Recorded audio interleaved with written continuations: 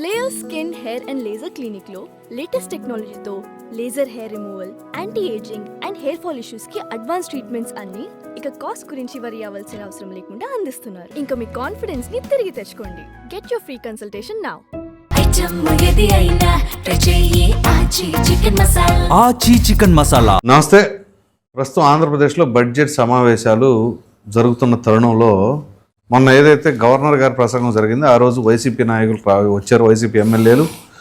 So అందులో YCP నాయకులు మరి మాజీ ముఖ్యమంత్రి జగన్మోహన్ రెడ్డి కూడా రావడం జరిగింది. ఈ నేపథ్యంలోనే అసలు ఆయన ప్రసంగం మొదలయ్యి అవతలనే బయటికి రావడం జరిగింది. సరే, ఏదో మొక్కుబడిగా వచ్చామా, హాజరైంచుకున్నామా, వెళ్ళిపోయామా అనే ఆలోచనలో వాళ్ళు ఉన్నారేమో తెలియదు. కానీ తాజాగా అందుతున్న సమాచారం ప్రకారం ఆ రోజు అది హాజరు దినం కింద పరిగణలోకి తీసుకునే పరిస్థితి లేదు. సో అంటే మరలా ఒకవేళ అసెంబ్లీ సమావేశాలకు వస్తేనే వాళ్ళ అటెండెన్స్ ఉన్నట్లు. సో అంటే ఏదైతే 60 రోజులు కనుక వాళ్ళ అసెంబ్లీకి గైర్ హాజరు అయితే అనర్హత వేటు పడుతుంది అనేది మరలా తెరపైకి వచ్చింది. సో ఈ నేపథ్యంలో మరి కొంతమంది దొంగ సంతకాలు పెట్టారు. సరే, వాళ్ళు తప్పించుకుంటున్నారా ఏమైందో సెకండరీ. కానీ జగన్మోహన్ రెడ్డి గారి అయితే ఆ పరిస్థితి లేదు. మరి ఏం జరగబోతుంది అనేది ఒకటి. అలాగే మరొక కీలకమైన అంశం, మంత్రి నారా లోకేష్ గారిని ఉద్దేశించి ఓ ఒక వ్యక్తి ఏం మాట్లాడారు అని అంటే, నారా లోకేష్ చంద్రబాబు నాయుడు కొడుకు కాకపోయి ఉంటే కనీసం 10,000 రూపాయల ఉద్యోగానికి కూడా పనికిరాడు అని చెప్పేసి చేస్తున్నారంటే, ఇక వాళ్ళ యొక్క వ్యాఖ్యలను ఉద్దేశించి ఏమని అనుకోవాలి, ప్రజలు ఏమనుకుంటారు అనే అంశం పైన మనతో చర్చించడానికి ప్రముఖ రాజకీయ విశ్లేషకులు అంకమరావు గారు. నమస్తే అండి. నమస్తే ప్రసాద్ గారు. సార్, ముందుగా ఈ బడ్జెట్ సమావేశాలకు సంబంధించిన దాంట్లో ఆల్రెడీ అంతకుముందు అసెంబ్లీ సమావేశాలు జరిగినప్పుడు వైసీపీ ఎమ్మెల్యేలు రాలా. జగన్మోహన్ రెడ్డి గారు కూడా అప్పట్లో తొలుత ప్రమాణ స్వీకారం చేసినప్పుడు రావడం, మళ్ళీ ఆ తర్వాత రాలేదు. సరే, అనర్హత వేటు పడుతుంది అని చెప్పేసి చాలా స్పెక్యులేషన్స్ అయితే వస్తున్నాయి. స్పీకర్ మరియు డిప్యూటీ స్పీకర్ కూడా ఇటీవల స్పీకర్ సమావేశాలు జరిగినప్పుడు అక్కడ ఉత్తరప్రదేశ్లో కూడా బహుశా అక్కడికి వెళ్ళినప్పుడు కూడా ఈ అంశాన్ని లేవనెత్తారు. సో ఖచ్చితంగా అనర్హత వేటు పడవచ్చు అని అంటున్నారు.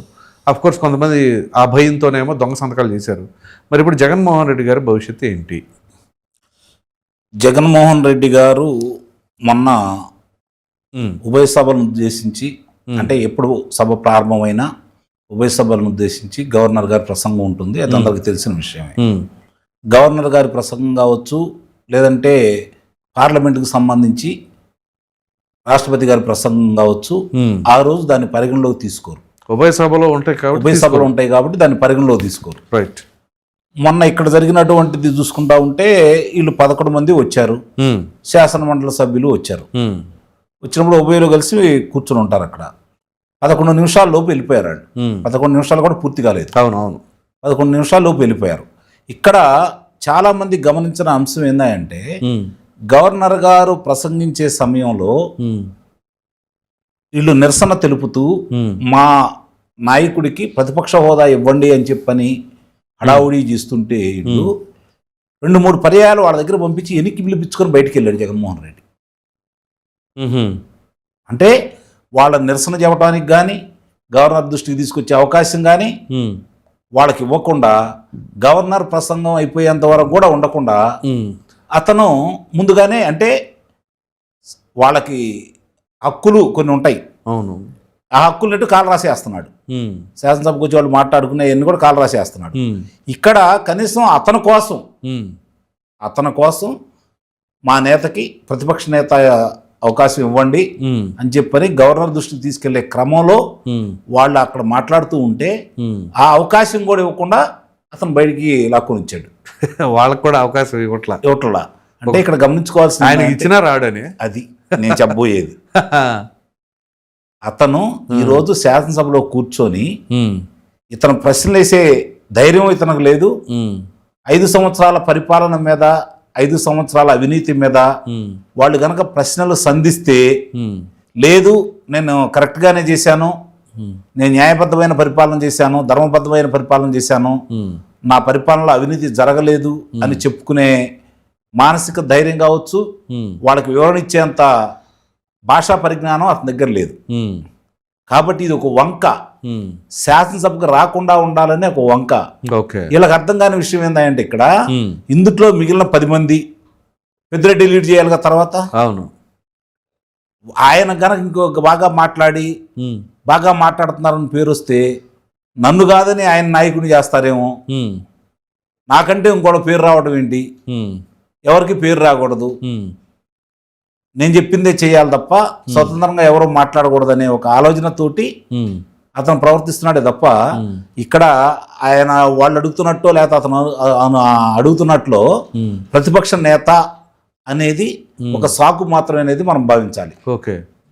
ఇప్పుడు ఇప్పుడు న్యాయస్థానంలో వేశారు కదా. అవును, వేశారు.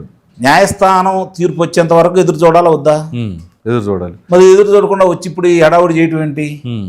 ఇప్పుడు అక్కడ ఏం మాట్లాడుతున్నారు వాళ్ళు? నిన్న ఒక వాళ్ళ శాసనసభ్యుడు మాట్లాడుతున్నాడు, చూశాను నేను.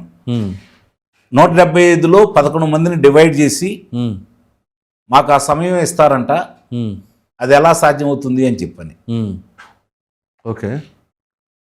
ఇప్పుడు విష్ణుకుమార్ రాజు వాళ్ళందరూ 8 మంది కదా శాసనసభ్యులు. అవును.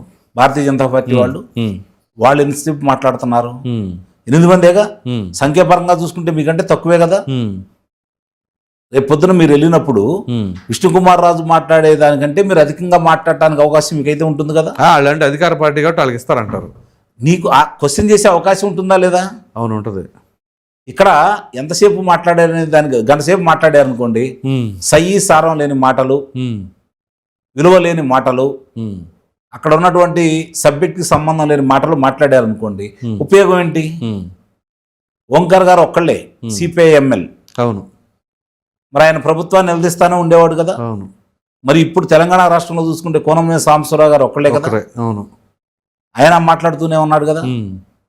అంటే ఇక్కడ మాట్లాడాలనుకునే వాళ్ళకి ప్రజా సమస్యలని దేవాలయం లాంటి వేదికైనటువంటి శాసనసభలో దాని గురించి మాట్లాడే అవకాశాన్ని వదులుకున్నారు అంటే అంతకంటే మూర్ఖులు ఎవరు ఉంటారు? అంటే వాళ్ళు ఏకాడికి కూడా ప్రజా సమస్యలను గురించి మాట్లాడి ప్రజల మనస్సులు గెలుచుకొని వాళ్ళ సమస్యలు పరిష్కారం చేసి ప్రభుత్వాన్ని మెడలు ఉంచి ఆ పనులు చేయించుకొని ప్రజల ద్వారా మన్నలను పొంది మళ్ళీ అధికారంలో రావాలనే కోరిక వాళ్ళకి ఎక్కువ లేదు. గమనించుకోండి. మీరు చెప్తున్న దాంట్లో నాకు ఒక డౌట్ వచ్చింది. ప్రభుత్వం మెడలు వంచే అని చెప్పేసి అన్నారు కదా. ఒకవేళ అసలు మెడలు వంచే పని లేకుండా వాళ్ళు చేసుకుంటూ పోతున్నారు, ఇక మనం వంచడానికి ఏముంది అక్కడ అనే ఉద్దేశంతో ఏమైనా రావట్లేదు అనుకోవచ్చా? అసలు మీకు ఆయన మనస్తత్వం ఒకసారి కనుక పరిశీలిస్తే, నేను ఉంటే ముఖ్యమంత్రిగా ఉండాలి, లేకపోతే నేను సభకు రాననే దాని మీదే ఉన్నాడు. అవును. అవునా? అవును. వాళ్ళు ఏమన్నారు ఈ మధ్య? ప్రభుత్వానికి బలహీనపడిపోయింది, ప్రభుత్వం మీద ప్రజలు ఎదురు తిరుగుతున్నారు కాబట్టి ఈరోజు ప్రభుత్వం కనుక ఎన్నికలకు వచ్చే ధైర్యం వాళ్ళకి లేదు, ఎప్పుడు ఎన్నికలు పెట్టినా మేమే గెలుస్తాం అని చెప్పి వాడు మాట్లాడుతున్నారు కదా. మాట్లాడతారు. వైనాడు 175 అనలేదు ఎన్నికలకు అన్నారు కదా, మాట్లాడుతూ ఉన్నారు కదా. మన జరిగినటువంటి శాసన మండలి ఎన్నికల్లో ఎందుకు పాల్గొనలేదు? ప్రభుత్వ వ్యతిరేకత ఉంటే మీరు పోటీ చేసి మీరు గెలవాలి కదా. మీరు ఉన్నప్పుడు వాళ్ళు పోటీ చేసి గెలిచారా లేదా? అవును, చేశారు. 3 స్థానాలు 3 గెలిచారుగా. మీరు ఒకటి కూడా గెలవలేదుగా. ఉత్తరాంధ్ర, రాయలసీమలో 2, 3, అది నీ ప్రాంతంలో. రాయలసీమ ఎందుకన్నాను అంటే పశ్చిమ రాయలసీమ 2 కొట్టారు. 74 నియోజకవర్గాలలో 74 నియోజకవర్గాల్లో వాళ్ళకుంది 7. 74 నియోజకవర్గాల్లో వాళ్ళకుంది 7. రైట్. 67 నియోజకవర్గాలు నీకుండే రాయలసీమలో. 34 నియోజకవర్గాలు ఉన్న విశాఖపట్నంలో వాళ్ళకున్నది 6. 28 నియోజకవర్గాలు నీకే ఉన్నాయి. అందుట్లో ఒకళ్ళు నీ ఏమిటి వచ్చేసారు ఉత్తరాంధ్రలో. అవును. మరి మీరు ఎందుకు గెలవలేకపోయారు? మీ మీద వ్యతిరేకత స్పష్టంగా ఉంది కాబట్టి వాళ్ళు గెలిచారు. రైట్. మరి ఈరోజు మీకు అంత నమ్మకం ఉంటే, ప్రజలు మీ వెంట ఉన్నారనే అభిప్రాయం కనుక మీకు ఉన్నట్లయితే మీరు మన ఎందుకు పోటీ చేయలేదు? అంటే ఇక్కడ వాళ్ళ బలం ఏంటో వాళ్ళకి అర్థమైపోయింది ప్రసాద్ గారు. వాళ్ళకి బలం రోజు రోజుకి తగ్గిపోతుందనే విషయం వాళ్ళకి స్పష్టంగా అర్థమైపోయింది. పులిహారలో పులి లాంటిది. ఇప్పుడు అన్నారు కదా సింహం సింగిల్ గా వస్తుంది అని. మరి పవన్ కళ్యాణ్ గారిని ఎందుకు దేబరించారు? పవన్ కళ్యాణ్ దగ్గర పోయి భిక్షాందేహి అని చెప్పి మాతో పొత్తు గలవమని చెప్పని ఎందుకు యాచించారు? ఎప్పుడండి? మన అప్పలరాజు స్వయంగా చెప్పాడు కదండి, సిజిల్ అప్పలరాజు. మీరు చూడలేదా ఏంటి? అది 2019 ఎన్నికలకి అప్పుడా? మొన్న వాళ్ళు పొత్తు కోసం వెళ్ళింది 2024. ఓయా తిరస్కరించారని చెప్పాడు కదా. అసలు యుద్ధమే ఆయన చేసింది వైసీపీ మీద అయితే ఆయన దగ్గరికి ముందే అసలు మొన్న చెప్పాడు కదా ఆయన. అవును సిద్దిరాపల్లిరాజు చెప్పాడు కానీ నేను అనుకోవడం 2019 ఎన్నికలకు ముందేమో అనుకుంటున్నా ఎపిసోడ్ అది. నేను అనేది ఏంటంటే ఇప్పుడైనా తీసి పక్కన పడేసేయండి. ఆయనతో వెళ్ళి ఒప్పందం చేసుకోవడానికి వెళ్ళారు కదా. మరి సింహం సింగిల్ మేము ఒంటరిగా వస్తాం మీరు ఒంటరిగా రండి ఈ కేకలు పెడబొబ్బులన్నీ ఎన్నెందుకు. చివరకు ప్రయత్నం చేశారు, ప్రయత్నం సఫలం కాలేదు. ఓకే, కాబట్టి వాళ్ళు ఎన్నికల్లో అప్పుడు పాల్గొన్నారు ఇప్పుడు పాల్గొన్నారు మేము ఒంటరిగా పాల్గొన్నాం అని చెప్పి బేరాలు బురుగుతామనే ఉన్నారు. ఇక్కడ వాళ్ళకి ఈరోజు ప్రజాభిప్రాయం స్పష్టంగా ఒకటి అర్థమైపోయింది. మన్ని బండకేసి సాగరేవులో బండకేసి ఉతికిన దానికంటే ఇంకా భారీగా ఉతికారు. ఇలా ఉతుకుడు చాలదన్నట్టు చెల్లెలు వాళ్ళకి తోడై ఉతుకుతా ఉంది, ఊపిరాన్ని ఇవ్వట్లేదు. ఈ పరిస్థితిలో మనం ఏంటో ప్రజలకు అర్థమైపోయింది. కాబట్టి 151 స్థానాల నుంచి 11 స్థానాలకు పరిమితం చేశారు. 164 స్థానాలు ఈ కూటమికి ఇచ్చారు. మన మీద వ్యతిరేకత అనేది స్పష్టంగా వాళ్ళకి అర్థమైపోయింది. మనం నమ్మే పరిస్థితిలో లేరు. ఇప్పుడు గనక ఎన్నికలకు వెళ్ళామంటే మనం ఈ 11 స్థానాల్లో 11 రావు. జగన్మోహన్ రెడ్డి కూడా రాడు రేపు కావాలంటే రాసి పెట్టుకోండి. అంటే మీరు జెడ్పీటీసీ ఉప ఎన్నికను అది నేను అసలు ఎప్పుడు ప్రామాణికంగా తీసుకోను. ఎందుకంటే మన కుప్పంలో వీళ్ళు గెలిచారు కదా. 2019 ఎన్నికలు గెలిచిన తర్వాత కుప్పంలో జరిగినటువంటి మున్సిపల్ ఎన్నికల్లోనూ పంచాయతీల్లో జడ్పీటీసీలో గెలిచారు కదా. మరి చంద్రబాబు నాయుడు గారు మళ్ళీ గెలిచాడు కదా. కాబట్టి నేను దాన్ని ఎప్పుడు ప్రామాణికంగా తీసుకోను. ఓకే, కానీ ఈ రోజు జగన్మోహన్ రెడ్డి ఏంటి అని చెప్పి జనానికి తెలిసింది. అచ్చా, జగన్మోహన్ రెడ్డి ఏంటి అనేది జనానికి తెలిసింది. మన సమస్యల గురించి మన గురించి శాసనసభ వేదికగా మాట్లాడిన ఈ పెద్ద మనిషి, ఇంకా నాకు ముఖ్యమంత్రి పదవే కావాలని కోరుకుంటున్న ఈ పెద్ద మనిషి, మన కళ్ళ ముందు బాబాయిని చంపిన వాళ్ళకి సపోర్ట్ చేస్తున్నటువంటి ఈ పెద్ద మనిషి, మన నియోజకవర్గాన్ని నిర్లక్ష్యం చేస్తున్నటువంటి ఈ పెద్ద మనిషి, అధికారంలో ఉండగా మనం చేసిన వర్కులు సంబంధించి పెండింగ్ బిల్లులు ఆపనే పెట్టి వెళ్ళిపోయిన ఈ పెద్ద మనిషికి మనకి నీటి రానియకుండా చేసి అన్ని రెడీగా ఉన్నప్పుడు నీరు కూడా వచ్చి ఉంటే దాంట్లోంచి డిస్ట్రిబ్యూటర్ అంటే మామూలుగా మనకి కాలువలు ఇవన్నీ తీస్తాం కదా పిల్ల కాలువలు, అవి కూడా తీయకుండా మనకి నీళ్లు అందించినటువంటి ఈ పెద్ద మనిషికి మరి ఆ రోజు చంద్రబాబు నాయుడు గారు తీసుకొచ్చి పులివెందులకు నీళ్ళు ఇచ్చాడు కదా. మరి ఈ వ్యక్తికి ఈ రోజు మనం ఎందుకు ఇవ్వాలి, మళ్ళీ తిరిగి ఎందుకు గెలిపించుకోవాలి? రాజశేఖర రెడ్డి గారు అబ్బాయిగా ఆ రోజు మనం చూసాము. రాజశేఖర రెడ్డి ముఖ్యమంత్రిగా చేశాడు, ఏం చేశాడు ఏం తీసి పక్కన పడేస్తే వాళ్ళందరికీ నాయకుడు, తిరుగులేని నాయకుడు, ఆయన బిడ్డగా మనం చూసాము. కానీ ఆయన ఆశయాలు గాని ఆయన వారసత్వం గాని ఒక దాంట్లోనే ఉన్నాడు తప్ప సిద్ధాంతాల ప్రకారంగా ఒక సిద్ధాంతం మాత్రం అతను ఫాలో అవుతున్నాడు, ఎదుటాలను నిర్మూలించాలి అనేది. అది తప్ప మిగిలిన ఏమీ అతను ఫాలో అవ్వట్లేదు. కాబట్టి ఇతను అందులో ముఖ్యంగా ఇప్పుడు ఒకరోజు ఇదే రాజశేఖర రెడ్డి సభ వేదికగా ఏం చెప్పాడు, నా తమ్ముడు నేను ఇద్దరం కనుక పోటీ చేయాల్సి వస్తే నా తమ్ముడు కూడా గెలుస్తాడు, నేను గెలవలేనేమో, నా తమ్ముడుకున్న పేరు అలాంటిది అని చెప్పిన స్వయంగా ఆయన ఒప్పుకున్నాడు. మరి అలాంటి వ్యక్తిని హత్య చేసిన వాళ్ళని రక్షిస్తున్న విధానం చూస్తున్న తర్వాత ఈరోజు కూడా భయం కొద్దీ మన ఓట్లు వేశారు, గమనించుకోండి మీరు. భయం కొద్దీ ఓట్లు మళ్ళీ పొరపాటున మళ్ళీ జగన్మోహన్ రెడ్డి వస్తే 2014లో ఓడిపోయాడు, 2019లో వస్తే మన పరిస్థితి ఏంటి అన్న ఉద్దేశంతో మన ఓట్లు వేశారు. ఇప్పుడేంటి వాళ్ళకు నమ్మకం ఏర్పడిపోయింది ఇక జగన్మోహన్ రెడ్డి రాడు అని. ఇవన్నీ కూడా ఉన్నాయి. కాబట్టి ఇప్పుడు ఎన్నికల్లో కనుక అతను కనుకుంటే అతను కూడా మొహమాటం లేకుండా ఓడిస్తామనే నిర్ణయానికి ఆ నియోజకవర్గ ప్రజలు కూడా వచ్చారు. కాబట్టి అవన్నీ వాళ్ళు చెబుతా ఉంటారు. కాబట్టి ఆ భయం కొద్దీ ఈరోజు అతను ఉప ఎన్నికలకు వెళ్ళట్లేదు. రేపు పొద్దున గుర్తుపెట్టుకోండి, మీరు ఈరోజు చెబుతున్నాను రాసి పెట్టుకోండి. 59వ రోజు 60వ రోజు వచ్చి శాసనసభకు వచ్చేసి ఇప్పుడు డిజిటల్ సిగ్నేచర్ కింద పెట్టారు కదా, కూర్చొని సీట్లో కూర్చొని 61వ సెకండ్ అక్కడి నుంచి వెళ్ళిపోతాడు. వచ్చినట్టేగా, సభ్యత్వం రద్దు కాదు కదా. మిగిలిన కూడా ఎంత ఇప్పటికే 10 మంది అంటే 9 మంది వచ్చారని చెబుతున్నారు. మిగిలిన కూడా అదే పరిస్థితి వస్తారు. 58, 59, 60 రోజుల్లో వీళ్ళు వరుస క్రమంలో వస్తారు. ఒకవేళ మీరు చెబుతున్న ప్రకారంగా ఒకవేళ 60వ రోజు కనుక రాకపోతే అనర్హత వేట్ అనేది వీళ్ళ విచక్షణాధికారం వదిలేయచ్చు. కాబట్టి స్పీకర్ కావచ్చు, డిప్యూటీ స్పీకర్ కావచ్చు, అనర్హత వేటు వేసే అవకాశాలు ఉన్నాయా? ఈ ప్రభుత్వ పనితీరు చూసుకుంటే నాకైతే నమ్మకం లేదు. ఎందుకని? అనవసరంగా లేనిపోయిన ఎన్నికలు ఎందుకు పెట్టుకోవాలా? ఇతను రాకపోతేనే ఇతను రాడు వాళ్ళు రారు. కాబట్టి ఇతను అనర్హత వేటు వేసినా ఒకటే, వేయిపోయినా ఒకటే. వేసి మళ్ళీ ప్రజాధనాన్ని దుర్వినియోగం చేయటం ఎందుకు?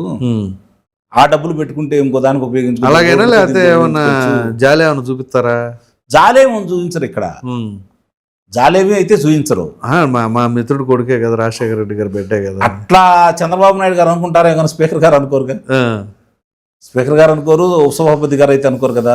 వాళ్ళిద్దరైతే నిస్సందేహంగా ఇతనికి ఎట్టి పరిస్థితుల్లో కూడా డిస్క్వాలిఫై చేయాలనే చూస్తారు. ఓకే. కానీ చంద్రబాబు నాయుడు గారు వద్దులే అంటారేమో. వద్దులే, ఎందుకంటే ఇంకోళ్ళు ఇప్పుడు ఇతనుంటేనే మంచిది మనకి, జగన్మోహన్ రెడ్డి ఇలాంటి పిచ్చి పిచ్చి మాటలు మాట్లాడతా ఈ విధంగా రాకుండా ఉంటే ఓ బూచిని అన్నా మనం చూపించవచ్చు అని చెప్పని వదిలేస్తారని అయితే నేనైతే అనుకుంటున్నా. రైట్. సో ఇప్పుడు జగన్మోహన్ రెడ్డి గారితో వచ్చిన ప్రాబ్లం ఏంటంటే ముఖ్యమంత్రి అయితే బయటికి రారు, ప్రతిపక్ష నాయకుడు కాకపోతేనే కనీసం ఇప్పుడు అసెంబ్లీకి రారు. ఇప్పుడు ఆయనకి ఒక వెలుసుబాటు దొరికింది, మీకు అర్థం కావట్లేదు. ముఖ్యమంత్రిగా ఉండగా పరదాలు కట్టుకొని బారికేట్లు ఏర్పాటు చేసుకొని చెట్లు కొట్టేసి ప్రతిపక్ష నేతలను ఇళ్ల నుంచి రానియకుండా ఆయన పర్యటన చేయాల్సి వచ్చేది. అవునా? అవును. 3 కిలోమీటర్లకి 7 కిలోమీటర్లకి హెలికాప్టర్ల మీద వెళ్లాల్సి వచ్చేది. అవును. ఇప్పుడు స్వేచ్ఛగా వచ్చి తిరుగుతున్నాడు కదా, అతను ఎందుకు ఆలోచిస్తాడు? అధికారం ఉన్నప్పుడు భయపడ్డాడు, అధికారం పోయిన తర్వాత స్వేచ్ఛగా తిరుగుతున్నాడు కదా. అప్పుడున్న భయం ఏంటి, ఇప్పుడు లేకపోవడం ఏంటి? ఏంటి ఆ భయం అంటారు? ఈ రోజు ప్రభుత్వం ఉంది, ఓకే. ఆ రోజు వాళ్ళ మనుషుల మీద అతను నమ్మకం లేదు. అచ్చా, ఓకే. అర్థమైందా? చంద్రబాబు నాయుడు గారి మీద నమ్మకం ఉంది, నన్ను ఏం కానియకుండా చూసుకుంటాడు, నా జోలికి ఎవరు రానియడు. కానీ ఆయన ప్రభుత్వంలో వాళ్ళ మనుషుల మీద ఆయనకు నమ్మకం లేదు, ఆయనకి రక్షణ కరువు, ఆయనకే రక్షణ కరువు. ఓకే. మరి ఎందుకు? అందుకే కదా మరి ఆ రోజు అట్లా వెళ్ళాడు, ఈరోజు స్వేచ్ఛగా వెళ్ళగలుగుతున్నాడు. ఎంతమంది ఎగబడుతున్నా కూడా స్వేచ్ఛగా వెళ్ళగలుగుతున్నాడు కదా. సో అది ఆయన ధైర్యం. ఇప్పుడు చంద్రబాబు నాయుడు గారు ఉంటే ధైర్యం, నేను సేఫ్, నాకు ఎలాంటి ఇబ్బంది లేదు, ఓకే, నాకు ఆయన పూర్తి రక్షణ కలగజేస్తాడు. ఎందుకంటే ఆయన అధికారంలో ఇలాంటి పొరపాట్లు జరిగినాయనే చెడ్డ పేరు ఆయన తెచ్చుకోకూడదు కాబట్టి, ఎవరికైనా ఇలాంటి అవకాశం కలగజేస్తాడు కాబట్టి. రైట్. తన మీదేమో అపనమ్మకం, తన ప్రభుత్వం మీద, తన మనుషుల మీద. చంద్రబాబు నాయుడు గారి మీద అపారమైనటువంటి నమ్మకం. రైట్. ఇక తర్వాత అంశం చూసుకున్నట్లయితే, ఏదైతే నారా లోకేష్ గారిని ఉద్దేశించి ఓ వ్యక్తి ఏమంటారంటే, చంద్రబాబు నాయుడు గారు కొడుకు కాబట్టి కనీసం 10,000 రూపాయల ఉద్యోగం కూడా సంపాదించలేడు అని చెప్పేసి అంటారు. ఏం చెప్పాలంటారు? ఆ మాట్లాడిన మనిషి ఎక్కడ చదివాడు? ఆయన ఉన్నతమైన పదవి చేశాడు, ఎందుకు వదులుకున్నాడు? నిజంగా ప్రజలకు సేవ చేయాలనుకుంటే తన దగ్గరకు వచ్చినటువంటి విషయాలన్నింటినీ న్యాయబద్ధంగా తీర్పు ఇచ్చేసి మేలు చేయాల్సిన వ్యక్తి. సరే, ఆయన వ్యక్తిగతం, ఆయన వృత్తిరీత్యా ఏదో న్యాయమూర్తిగా, న్యాయవాదిగా కొనసాగుతా ఉన్నాడు. ఆ తర్వాత 5 సంవత్సరాలు అమరావతి మీద జరిగిన దానికి వ్యతిరేకంగా జగన్మోహన్ రెడ్డి మీద గళమెత్తిన మాట వాస్తవం. గట్టిగా, చాలా గట్టిగా గళమెత్తాడు. ఆ గళమెత్తిన మనిషి ఈ రోజు ఎన్నికల ముందు ఆయనే చెప్పాడు కదా, నేను 5 సీట్లు 5 కోట్లు నియోజకవర్గానికి 5 కోట్ల గాడికి అడిగాను, ఇవ్వలేదు. అంటే డబ్బిస్తే ఆ రోజు చంద్రబాబు నాయుడు గారితో కలిసి నువ్వు ప్రయాణం చేశావు. చాలా మంచాడు చంద్రబాబు నాయుడు, మంచాడు. ఈరోజు డబ్బీ లేదు కాబట్టి చంద్రబాబు నాయుడు గారు దుర్మార్గుడు అయ్యాడు. ఈరోజు జగన్మోహన్ రెడ్డి, మరి ఆ రోజు నువ్వు అన్ని సంవత్సరాలు అతని మీద పోరాడి అన్ని మాటలు మాట్లాడింది అబద్ధమా? అంటే డబ్బుల కోసమా? అంటే ఆ రోజు డబ్బులు జగన్మోహన్ రెడ్డి అన్నాడు, ఇప్పుడు జగన్మోహన్ రెడ్డి డబ్బులు ఇస్తానంటే అతనితో మాట్లాడుతున్నాడా? ఇది ఈరోజు మామూలుగా ప్రతి వాళ్ళు కూడా అతని మీద ఉన్న గౌరవాన్ని కొద్దీ ఆ రోజు మాట్లాడాడు. నిజంగా జగన్మోహన్ రెడ్డికి ఇంత ప్రజా వ్యతిరేకత రావడానికి అతను గొంతుకు కూడా కారణమైంది, మనం కాదనలేని ఒకనొక కారణం. మరి అలాంటి నిబద్ధతగా ఆ రోజు అమరావతి కోసం పోరాడిన వ్యక్తి ఈ రోజు ఎందుకు ప్లేట్ తిరగేశాడు? ఇది ఒకసారి ఆలోచించుకోవాలి కదా. అప్పుల గురించి మాట్లాడుతున్నాడు. ఇప్పుడు ఆ రోజు జగన్మోహన్ రెడ్డి అప్పులు చేశాడు కదా. అవును. మరి అమరావతిలో నిర్మాణాలు ఎందుకు పూర్తి చేయలేదు? పోలవరాన్ని ఎందుకు పూర్తి చేయలేదు? వాళ్ళ ప్రయారిటీస్లో అవి లేవుగా కదా. మరి దాని గురించి మాట్లాడ్డా ఈ రోజు చంద్రబాబు నాయుడు గారు ఈ అప్పుల్లో వాళ్ళకంటే అధికంగా అలా ఏదైతే ఉన్నాయో కావచ్చు, పెన్షన్కు సంబంధించినవి కావచ్చు, అవును, ఇవన్నీ ఇస్తూనే వెళ్తున్నాడు కదా. పథకాలకు సంబంధించి కూడా వాళ్ళకంటే ఎక్కువగా ఇస్తున్నాడు కదా, ఎక్కువ మందికి ఇస్తున్నాడు కదా. మరి ఇస్తూ కూడా అమరావతి పనులు చేస్తున్నారు, పోలవరం పనులు చేస్తున్నారు, ఇవన్నీ అభివృద్ధి కార్యక్రమాలు చేస్తూనే ఉన్నారు. కనీసం రోడ్డుకు పడ్డ గోతులను కూడా పొడచని నైజం జగన్మోహన్ రెడ్డిది అయితే మరి అలాంటి వ్యక్తిని ఈ రోజు మళ్ళీ అధికారంలోకి వస్తాడు. 2029 అధికారంలోకి వస్తే వీళ్ళందరూ ఎక్కడ ఉంటారు, ఏం చేస్తారు, వీళ్ళ పరిస్థితులు ఏంటి ఇక్కడ ఒకసారి ఊహించుకోండి. ఇక్కడ కుదరండి అక్కడ ఏమైనా కుదిరిందేమో ఆ పార్టీ. అదే అనుకుంటున్నారు అందరూ. అందరైతే అదే అలానే అనుకుంటున్నారు. కాదండి, మామూలుగా నాకు సీటుకి నియోజకవర్గం 5 కోట్లు అన్నారు కదా, ఈసారి సింహం సింగిల్ కాకుండా ఎంత అలయన్స్ అయ్యి వెళ్తారేమో. ఇప్పుడు చంద్రబాబు నాయుడు గారు అయితే అడుగుతారండి, ఆహా అవతల ఉందా జగన్మోహన్ రెడ్డి, ఆ, ఇచ్చింది తీసుకోవటమే. అంతే. నాకు ఇది కావాలని అంటే ఏం జరిగిద్దో ఆయనకి తెలుసు. మాటలు లేవు, మాట్లాడుకోవటాలు లేవు. కాబట్టి ఆ, అక్కడేం బెదిరింపులు ఉండవు. ఆ, అర్థమైందా? ఓకే. యాచించటమే. ఆ, యాచిస్తారు, ఓకే. భిక్షం వేస్తే తీసుకుంటారు, ఉమ్, అంతే తప్ప వాళ్ళిద్దరికి తీసుకొని చేస్తున్నాడా, నిజంగా ఈ లేదని చెప్పిన కోపంతో చేస్తున్నాడా అనేది జనం అందరూ అనుకోవడం మాత్రం అనుమానం. అవునులేండి. ఎందుకంటే అనుమానం సర్వసాధారణంగా వస్తుంది. ఊరకైతే చేయరు కదా అవును. అలాంటి వ్యక్తులు. మరి ఈ రోజు మాట్లాడుతూ లోకేష్ బాబు గారి గురించి మాట్లాడుతున్నాడు ఆయన. ఇందాక నేను అన్నట్టు మీరు చదివి న్యాయవాదిగా చేస్తూ న్యాయమూర్తి అయ్యారు. అవును. అంటే చదువు ద్వారా మీకు వచ్చింది అది మెరిట్. మరి లోకేష్ బాబు అనే వ్యక్తి చంద్రబాబు నాయుడు గారు అబ్బాయా లేకపోతే ఇంకోదంటే కూడా స్టాన్ఫర్డ్ యూనివర్సిటీలో చదువుకున్నాడు, విదేశాల్లో ఉద్యోగం చేశాడు, అవును, ప్రపంచ బ్యాంకులో ఉద్యోగం చేశాడు. రికమెండేషన్ మీద వస్తుందా?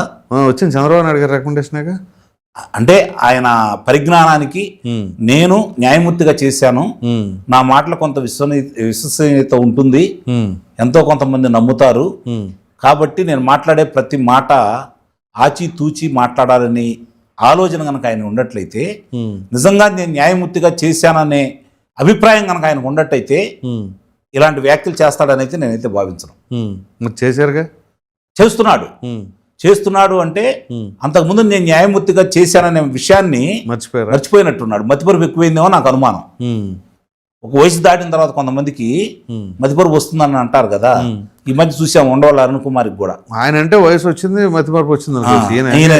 బాలాకుమారుడు ఏంటి కాదు కదా, లేదు ఈయన యంగేనండి. ఇప్పుడు 20 సంవత్సరాలు 30 సంవత్సరాలు 40 సంవత్సరాలు ఉండతను కాదు కదా, 50 సంవత్సరాలు పై మాట ఉన్న వ్యక్తే కదా. కాబట్టి ఇక్కడ రావచ్చు, దానికి వయసుతో సంబంధం ఏముంది? ఓకే, రావచ్చు. కొంతమందికి వయసు మీరిన తర్వాత వస్తుంది, కొంతమందికి మధ్యలో వస్తుంది.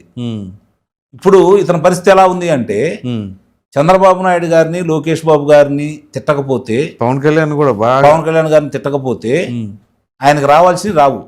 ఓహో, అర్థమైందా? మామూలుగా వైసీపీ వాళ్ళు తీసుకోవాల్సిన స్టాండ్ అది ఉంది కదా, అది ఇటు తీసుకున్నారంటారా? ఇప్పుడు ఇక్కడ గుర్తుపెట్టుకోండి, వైసీపీ అధికారంలో ఉండగా సిఎస్ ఎవరు? ఆయన జవహర్ రెడ్డి. అంతకుముందు ఇంకో రెడ్డి గారే కదా. అవును. తర్వాత నా 3 ప్రాంతాలకి నియమించినటువంటి వాళ్ళందరూ ఎవరు ఇన్ఛార్జీలు? వైవి సుబ్బారెడ్డి, విజయసాయి రెడ్డి, ఇంకొక ఆయన ఎవరు, పెద్దిరెడ్డి రామచంద్రారెడ్డి, మిథున్ రెడ్డి, చెవిరెడ్డి భాస్కర్ రెడ్డి, వీళ్ళే కదా. అవును. మొత్తం చూసుకున్నటువంటి సర్వాంతర్యామి సజ్జల రామకృష్ణారెడ్డి, అక్కడేమో ఐఏఎస్ అధికారి ధనంజయ రెడ్డి, డీజీపీ ఆయన రెడ్డి, కసిరెడ్డి రాజేంద్రనాథ్ రెడ్డి, వీళ్ళే కదా. అవును, మొత్తం వాళ్లేగా. అవును. మంత్రులు ముఖ్యమైన దాంట్లో వాళ్లే కదా. పెత్తనం చేసింది వాళ్లే కదా. వీళ్ళెవరు పెత్తనం చేయలేదు కదా. ఉప ముఖ్యమంత్రి గారు సభా వేదికలో కనీసం కుర్చీ కూడా లేదు కదా. అవును, నారాయణ స్వామి గారికి. అవును. ఆ రోజు లేవలే గొంతుకలు. ఈ రోజు మాట్లాడుతా ఉన్నారు. ఈ రోజు వాళ్ళు ఎవరు మాట్లాడట్లా గమనించుకోండి మీరు. ఆయన దళితుడు కాదు, నారాయణ స్వామి దళితుడు అట్లా కాదు. ఈ రోజు ఆ సామాజిక వర్గం వాళ్ళు వచ్చి ముందుకొచ్చి ఎవరు మాట్లాడట్లా మీరు గమనించుకోండి. ఓ శ్రావణ్ కుమార్ మాట్లాడుతున్నాడు, లేదంటే ఓ పేరు నాని మాట్లాడుతున్నాడు. అవును, అర్థమైందా? ఓ అంబటి రాంబాబు మాట్లాడుతున్నాడు, గుడివాడ అమర్నాథ్ మాట్లాడుతున్నాడు, ఓ జోగి రమేష్ మాట్లాడుతున్నాడు. మిగిలిన ఎందుకు మాట్లాడట్లేదు? పదవులేమో వాళ్ళకా? అంటే బలిపశువులు కావాల్సింది వీళ్ళ. అంతేగా. అంటే ఈ వర్గాలు రేపు పొద్దున రెచ్చగొట్టి, ఈ వర్గాలను రెచ్చగొట్టి మన ప్రతినిధులుగా వీళ్ళు మాట్లాడుతున్నారు అని చెప్పని వీళ్ళ చేత మాట్లాడిచ్చేసి అధికారం రంగంలోనే కేసులేమో వీళ్ళు పెట్టించుకోవాలి. అధికారం రంగంలోనే వాళ్ళు అనుభవించాలి, పదవులు వాళ్ళు అనుభవించాలి, పెత్తనం వాళ్ళు చెయ్యాలి. ఇది అతని స్ట్రాటజీ. ఇంకా కూడా ఇప్పటికీ అంటే నేను ఎందుకు అంటున్నానంటే ప్రత్యేకంగా దీని గురించి 1983కు ముందు ఆంధ్ర రాష్ట్రం వేరు, ఉమ్మడి ఆంధ్ర రాష్ట్రం 1983కు ముందు అన్నా నందమూరి తారక రామారావు గారు అధికారంలో చేపట్టిన తర్వాత బడుగు బలహీన వర్గాలకి పెద్దపేట వేశారు, ఎస్టీలకి ఎస్సీలకి జరిగినటువంటి న్యాయం ఎలాంటిది, అంత ఉన్న ప్రభుత్వాలు వాళ్ళకి ఎలాంటి న్యాయం చేకూర్చాయి, వీళ్ళు వచ్చిన తర్వాత ఎలాంటి న్యాయం చేకూరింది, ఎంతమంది లబ్ధి పొందారు, ఎంతమందికి పదవులు వచ్చినాయి, ఎంతమంది ఈరోజు గౌరవంగా నాయకులుగా మెలిగారు, ఈ విషయాలన్నీ కూడా ఎందుకు వాళ్ళు తెలుసుకోలేకపోతున్నారు, తెలియజెప్పడంలో తెలుగుదేశం పార్టీ యంత్రాంగం ఎందుకు విఫలమవుతుంది. ఎన్ని పథకాలు తీసుకొచ్చి వాళ్ళ కోసం ఉపయోగంగా చేశారు, ఎన్ని లక్షల ఎకరాలు వాళ్ళకి ఈరోజు భూములు ఇప్పించారు, ఎన్ని పథకాలు తీసుకొచ్చేసి వాళ్ళని ముందుకు తీసుకెళ్లారు, చివరికి చదువులతో సహా. అసలు ఎస్సీలకి ఎస్టీలకి ఫీజు రీఎంబర్స్మెంట్ అనేది ప్రారంభించింది చంద్రబాబు నాయుడు గారు కదా, చెప్పుకోలేకపోయారు కదా. చివరికి దాన్ని వచ్చి హైజాక్ చేసేసి రాజశేఖర రెడ్డి 2004 నుంచి అతను ఒక్కడే ఇస్తున్నట్టుగా ప్రచారం చేస్తే గతంలో మేము ఇచ్చామని కూడా చెప్పుకోలేకపోతున్నారు కదా ఈ రోజు కూడా ఇల్లు. ఇవన్నీ చేసింది చంద్రబాబు నాయుడు గారు తెలుగుదేశం ప్రభుత్వం అయితే ఈరోజు పక్కా ఇళ్ళు కట్టించింది తెలుగుదేశం ప్రభుత్వం ప్రారంభించిన తర్వాత తప్పని పరిస్థితిలో వాళ్ళు చేస్తున్నారు. ఇవన్నీ చేసింది తెలుగుదేశం ప్రభుత్వం అయితే తెలుగుదేశం పార్టీ హయాంలో నేను ప్రత్యక్ష సాక్షిని, తెలుగుదేశం పార్టీ హయాంలో ఒక 100 ఇళ్ళు శాంక్షన్ అయితే రిజర్వేషన్ ప్రకారం ఎస్సీలకి ఎస్టీలకి బీసీలకి ఇచ్చిన తర్వాత 10% మాత్రమే ఓసీలకు ఇచ్చేవాళ్ళు. అవునా? 10% మాత్రమే ఓసీలకు ఇచ్చేవాళ్ళు. నేను దాంట్లో పాలు పంచుకున్న వాడిని. 10% మాత్రమే ఇచ్చేవాళ్ళు. ఒక ఎమ్మెల్యేకి ఒక 10,000 ఇళ్ళు వస్తే 1000 ఇళ్ళు మాత్రమే ఓసీలకు ఇవ్వాల్సిన పరిస్థితి ఏర్పడేది. అంటే ఓసీల్లో పేదలు ఉండడం తక్కువ కదండి. అంటే ఇక ఎవరు పేదలు ఉండరా? తక్కువ కదా, నేను తక్కువ అంటున్నాను. తక్కువ అంటే 10%ఏనా? అంటే ఆ విధంగా అంటే ఇప్పటి వరకు కాంగ్రెస్ ప్రభుత్వం వాళ్ళని ఓటు బ్యాంక్గానే మార్చుకుంది. సరిగ్గా వాళ్ళకి అన్ని అందజేయలేదనే ఉద్దేశంతో సామాజికంగా వాళ్ళను కూడా పైకి తీసుకురావాలనే ఉద్దేశంతో వాళ్ళు కూడా గౌరవంగా బ్రతకాలనే ఆలోచనతో అన్న నందమూరి తారక రామారావు గారు ఆ తర్వాత వచ్చిన చంద్రబాబు నాయుడు గారు కూడా వాళ్ళకి పెద్దపేట వేస్తూ వాళ్ళకి ఇవ్వాల్సినవన్నీ కూడా వాళ్ళకి ఇస్తూ ఎస్సీ ఎస్టీ సప్లాన్ని డైవర్ట్ చేయకుండా చేయాలని మొట్టమొదటి తీసుకొచ్చింది కిరణ్ కుమార్ రెడ్డి. దాన్ని తూచా తప్పకుండా అమలు చేసింది చంద్రబాబు నాయుడు గారు. రైట్.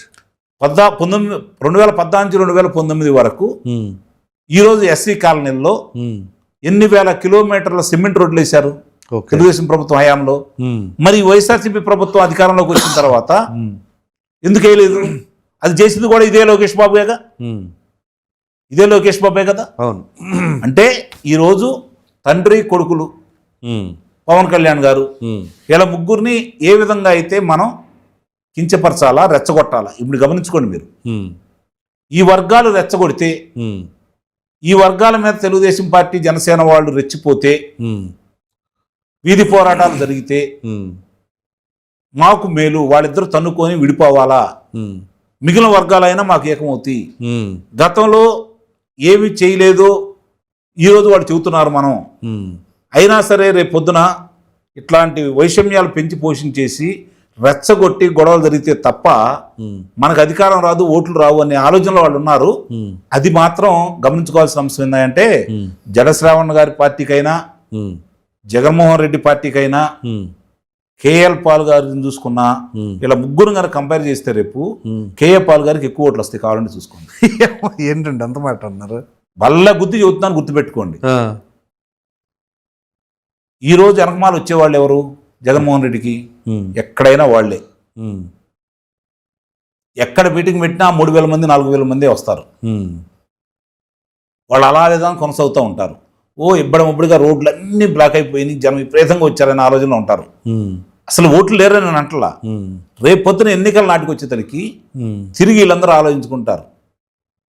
ఆలోచించుకున్న తర్వాత జడాశ్రావణం జగన్మోహన్ రెడ్డి ఇద్దరు ఒకటే కాబట్టి వీళ్ళకి వేసినా మురిగిపోయినట్టే. కనీసం కేఏ పాల్కు ఓట్లు వేస్తే బెటర్ అన్న ఆలోచనలోకి వస్తారు. Right sir, thank you.